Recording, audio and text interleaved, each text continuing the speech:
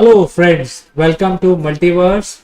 And friends, you must be aware that when a large star basically dies after a supernova, what remains after the supernova is either a neutron star, or if the star is large enough, it will leave a black hole behind. Well, so this is exactly what we want to discuss today. We don't want to discuss black hole, but we want to discuss neutron stars. What are the different types of neutron stars? And there is one particular type of neutron star known as magnetars, and why they are so scary, magnetars, and what are these things. In today's program, we will discuss about specifically magnetars, but I think I must clarify that these are the types of a neutron star, but much powerful, very powerful, and also having a huge amount of magnetism into them. They generate lot of magnetism. In fact, we will discuss how much magnetism they have, but first of all, let us understand what is a neutron star. Neutron star is a body which is left behind after a supernova explosion or a hypernova explosion, and all the material is converted into neutrons. That means you know that the atoms have a nucleus which has mostly neutrons and protons, and the electrons rotate around the atom, around the nucleus. So because of the extreme pressure and temperature, the electrons are they collapse into the nucleus itself, and once they collapse into the nucleus, the electron will combine with proton to make a neutron. So what happens is that all the material in the star which is available is made of neutrons. So there is no atom. It is like there is no charge in it, and there is no segregation of positive and negative charge. Everything is made of neutron, and that is why this is a very compact body, not more than 20 kilometers in diameter, very small, but in 20 kilometers it contains the mass of an entire star. So this is the very complex structure, and I'm sure a lot of us already know about neutron stars. But what is so peculiar in the magnetars, which is different, which differentiates it from the usual neutron star? The other thing is that magnetars are basically very scary objects. They are so powerful. Their magnetism is so powerful that even if you approach close by at the distance of 1,000 kilometers from the star itself, it will rip apart your body. It will the magnetism will rip apart the atoms itself into its components. And suppose we replace the magnetar near the moon, we place a magnetar near the moon orbit, instantaneously it will erase all electronic data. So that is the kind of magnetism the magnetar has. And so far, while the Milky Way has more than 200 billion stars, estimated stars, we have identified only 23 magnetars in our Milky Way.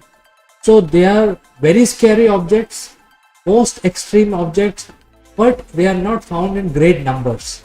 So that is another peculiar thing about magnetars. And depending on the size of this supernova, the size of the explosion, the more compact neutron star is formed, and neutron star is also spinning very rapidly. And because of this motion of rotation, it is basically an intermediate state, and it stops the neutron star from collapsing further into a black hole. So the angular momentum basically balances the gravitational force, and it stops body to further collapse into a black hole, and that is how we get the neutron star. So you can imagine this is a very extreme structure, very extreme body, and we can find neutron stars. In fact, we can find neutron star in pairs also, but magnetars are only 24 that we have seen so far.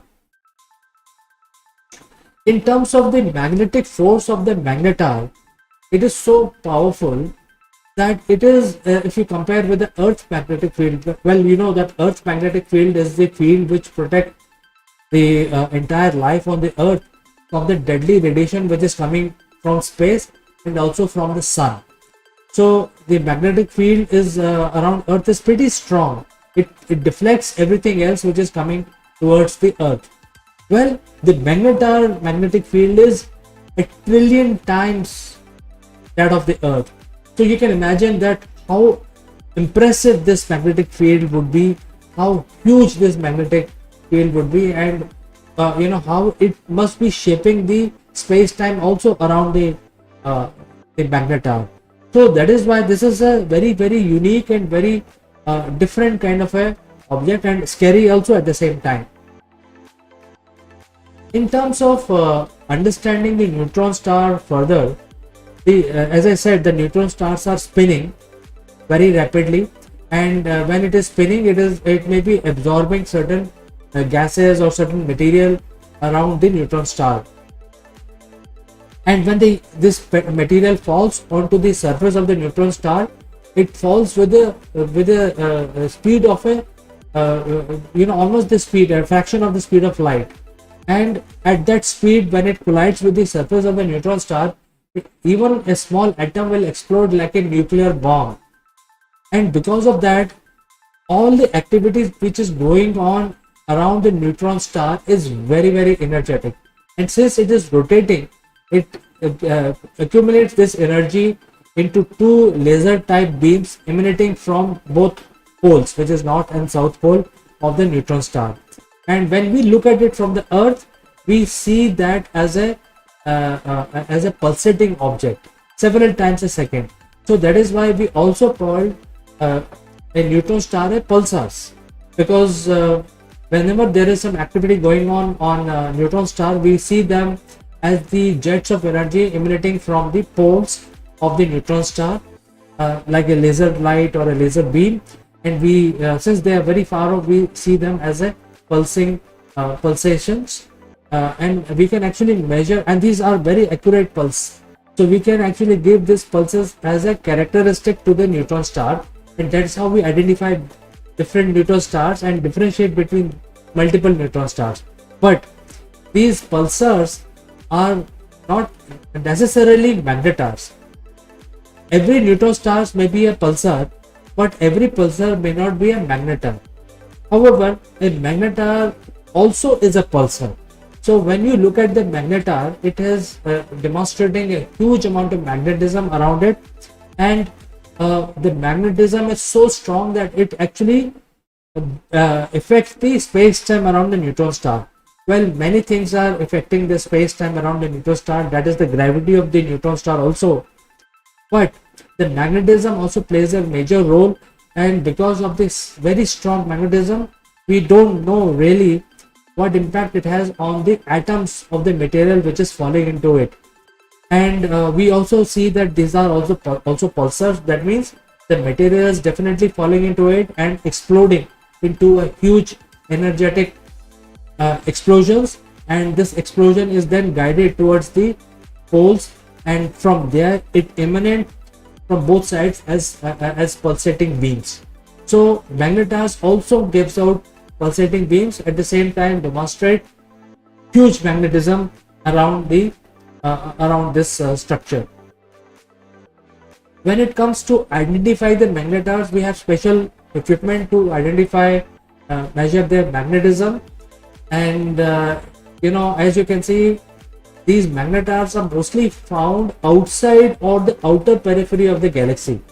The magnetars are never been seen inside the galaxy or nearby. They're always been in the outer periphery of the galaxy. That means they are almost outside the galactical plane. And that is another mystery, that why magnetars are found only outside the galaxy and not within the galaxy. And that is something mystery that needs to be solved. However, we also don't know why certain neutron stars become magnetars and why certain neutron star remains a pulsar. That is also a mystery, and I think this requires more study, more observations, and more research in order to determine what are the parameters which makes a normal neutron star into exhibiting huge amount of magnetism and hence called magnetars. So friends, I hope you enjoyed today's information. If you know something more than what I've told you, please send in your comments. And as always, thanks for watching, and I will catch you in the next edition of Multiverse.